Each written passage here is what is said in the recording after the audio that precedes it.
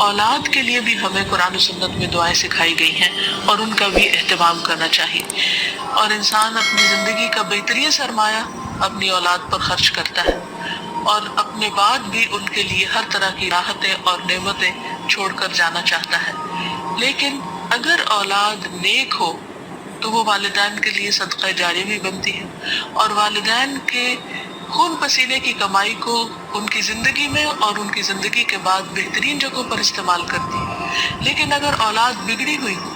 تو زندگی میں بھی انسان کے لیے اذیت اور عذاب ہے، اور بعد میں بھی اس کے مال کو ضائع کرنے والی ہوتی ہے اور اس کے لیے بدنامی کا سبب بنتی ہے۔ پھر اسی طرح یہ ہے کہ اگر کسی کی اولاد نہ ہو تو اس کے لیے بھی دعا سکھائی گئی ہے، اور وہ دعا ابراہیم علیہ السلام کی دعا ہے، جس میں وہ کہتے ہیں رب ہب لی من الصالحین، اے میرے رب مجھے نیک اولاد عطا فرما، صالح لوگوں میں سے عطا فرما۔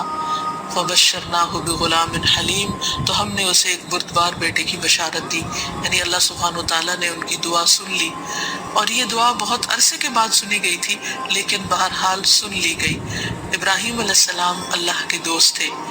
اور مستجاب الدعوات تھے، ان کی دعائیں قبول ہوتی تھی۔ یہاں یہ بات بھی پتہ چلتی ہے کہ دعا کی قبولیت کا مطلب یہ نہیں کہ جس وقت انسان منہ سے کوئی بات نکالے اسی وقت پوری ہو جائے، اس کی پورے ہونے میں بعض اوقات کئی سال گزر سکتے ہیں، جیسے ہم دیکھتے ہیں یوسف علیہ السلام کے واقعے میں، ابراہیم علیہ السلام اور دیگر پیغمبروں کے سلسلے میں۔ اور پھر ہم اس بارے میں یہ بھی دیکھتے ہیں کہ جس طرح ابراہیم علیہ السلام کی دعائیں قبول ہوئی تو انہوں نے اپنے رب کا اس پر شکر بھی ادا کیا اور فرمایا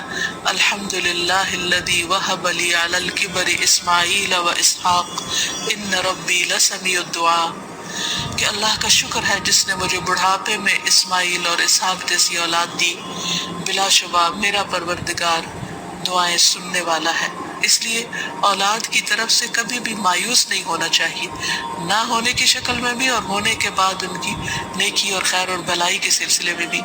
اور اس میں ہم دیکھتے ہیں کہ زکریا علیہ السلام کی بھی اولاد نہیں تھی تو وہ بھی بڑھاپے تک مایوس نہیں ہوئے اور دعا مانگتے رہے،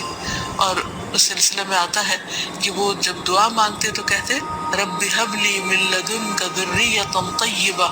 انک سمیع الدعاء، کہ اے میرے پروردگار مجھے اپنے پاس سے نیک اور پاکیزہ سیرت اولاد عطا فرما، تو ہی دعا کا سننے والا ہے۔ یعنی پیغمبر ہمیشہ صرف اولاد کی دعا نہیں کرتے بلکہ نیک اولاد کی دعا کرتے ہیں۔ نبی صلی اللہ علیہ وسلم حضرت حسن اور حسین کو اپنے پھول کہا کرتے تھے کہ یہ دونوں میری دنیا کے پھول ہیں۔ ایک اور حدیث سے ہمیں پتہ چلتا ہے کہ اولاد انسان کی بہترین کمائی ہے۔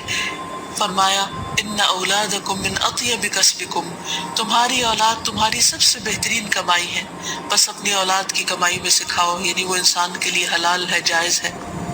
پھر اسی طرح بیٹیاں جو ہیں ان کی تعلیم و تربیت اور ان کی پرورش بھی ایک بہت خیر و بھلائی اور جنت کمانے کا ذریعہ ہے، لیکن اس کے ساتھ ساتھ یہ بھی یاد رکھنا چاہیے کہ اولاد ایک رسپانسبلٹی بھی ہے، ان کے بارے میں سوال بھی کیا جائے گا۔